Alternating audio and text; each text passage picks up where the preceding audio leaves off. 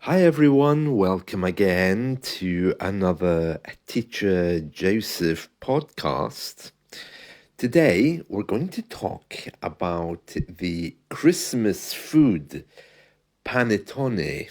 Now, as you can hear from the name, this certainly isn't British, but British people, it seems, are adopting it. And we're going to read about that today because it became one of the most popular Christmas dishes. Now, I have to say, I don't know how it's eaten in its home country of Italy, but here, as you can imagine, it's just treated like a cake. That's right, panettone has made headline news because it's now very popular on the British dessert menu. And it says here that they're charging as much as £60 for it in different places. Now, this news story is from The Guardian today, Friday the 13th of December. It says here, it was once only belonging to the delicatessen, but panettone has now become a British festive staple. A staple means part of our usual diet. Something which is staple with a P means it's now up there as something that we regard as perfectly normal, like potatoes or rice. Supermarkets are reporting soaring sales. Soaring, of course, that's what birds do. They fly high in the sky. And customers are willing to pay increasingly large sums for this Italian sweetbread. Well, I'm not. I get mine in Lidl for £2.50 for a little block of it. I usually just buy 3 or 4 of those, and then they sit on the table. It's really interesting because up until a few years ago, the normal person here had never heard of panettone. In fact, I can remember asking someone a few years ago, do you know anything about panettone? And they said, yeah, Pantone. Yeah, that's the system of colours we have. You know, when you're having your house decorated, you can ask the interior designer, what Pantone are you using? And I said, no, I don't think that's the meaning in this case, although the words do sound similar. Anyway, it's some kind of delicious sweetbread. I've tried it. I mean, I'm not crazy about it because it doesn't have any kind of liquid in it, which I always crave with my sweet things, like caramel, for example. But it is delicious, and I'm looking at a picture of it here, but very hard to make. Do you know, I looked at a recipe for panettone, I think it was last year, and it took days. And I thought, what? No, I can't do that. So I just buy it in the local supermarket. Right, let's continue this story. It says here, a few decades ago, the panettone would have been decadent and exotic. Oh, decadent, yeah. Delicious foods are decadent foods. It means luxurious. But now it's as much a usual dish of British Christmas as mince pies and turkey. Oh, poor panettone if it's on the same plate as other British things. That's really sad. I like panettone. It doesn't deserve this terrible injustice. Can you imagine ending up on a British plate and being called British? I can't think of anything worse. It says here, it now sits next to mince pies. If you don't know what British mince pies are, it's not beef meat, it's fruit mince. It's an old Victorian recipe. We take fruit mince, we mix it all together, and we make little pies that are nice if you take one, two, too heavy, three, oh no, no. two is as much as you get. I remember I managed to buy mince pies in Spain when I was over there one year, and I was trying to persuade Spanish people to eat them, but they wouldn't take them. They just kind of like refused. They were saying that they were disgusting, and they were right. So for panettone to be reduced to this, very sad. It says here, sales of panettone at one supermarket were up 65%. And then it gives us some history. It says here, panettone originates in Milan and is made with sourdough.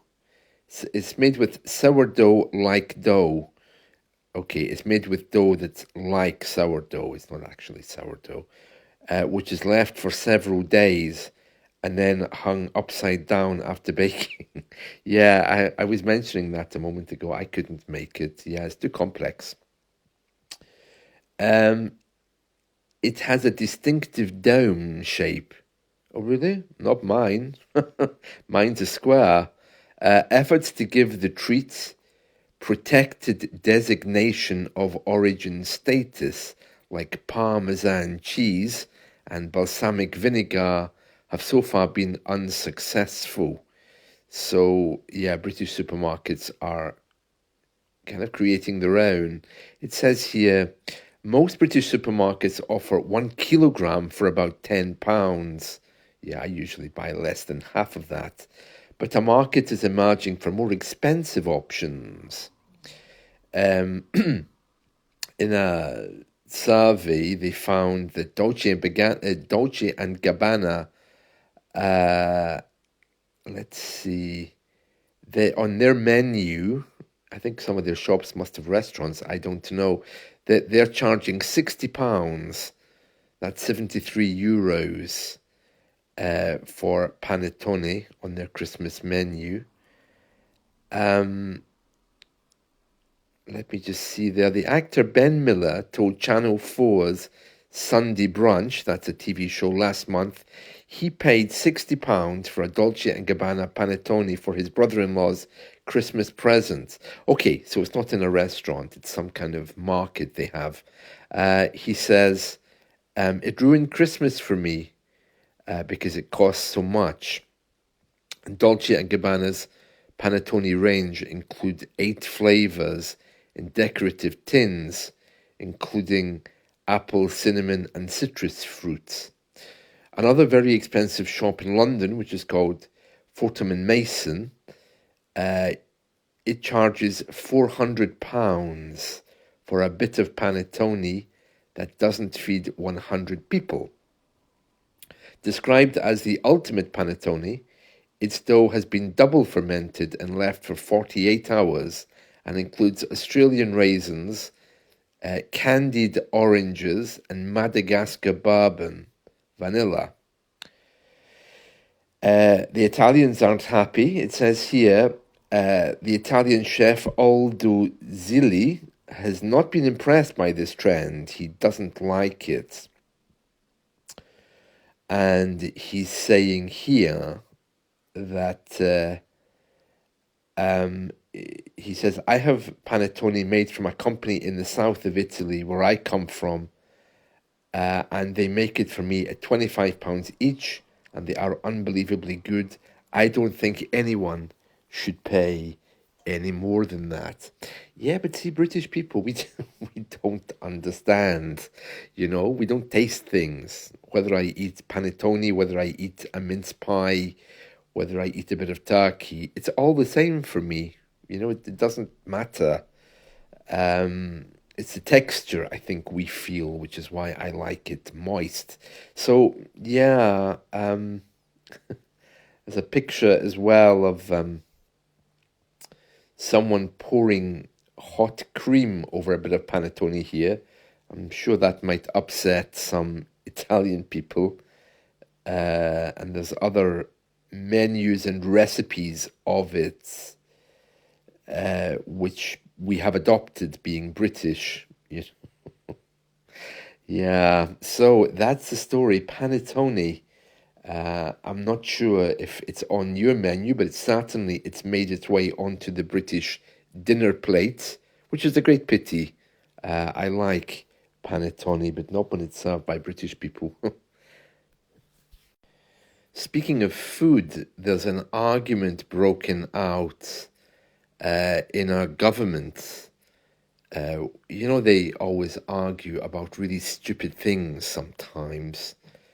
Our Prime Minister, he said that he likes a good tuna sandwich at lunchtime, claiming that it's a British institution, the sandwich. I don't know where sandwiches ever came from, but I wouldn't have imagined they were British. But anyway, he claims that that's his thing. And the leader of the opposition, you probably know, Rishi Sunak is gone. The new leader that's been appointed of the Conservatives is a lady called Kemi Badenoch. And she's saying, oh, it's not real food. And she's saying that lunch is for wimps. A wimp is someone who's not strong. I'm not sure she should say that, but anyway, she says she has food brought in because she doesn't have time to pick up food herself. And she says, sometimes I will get a steak.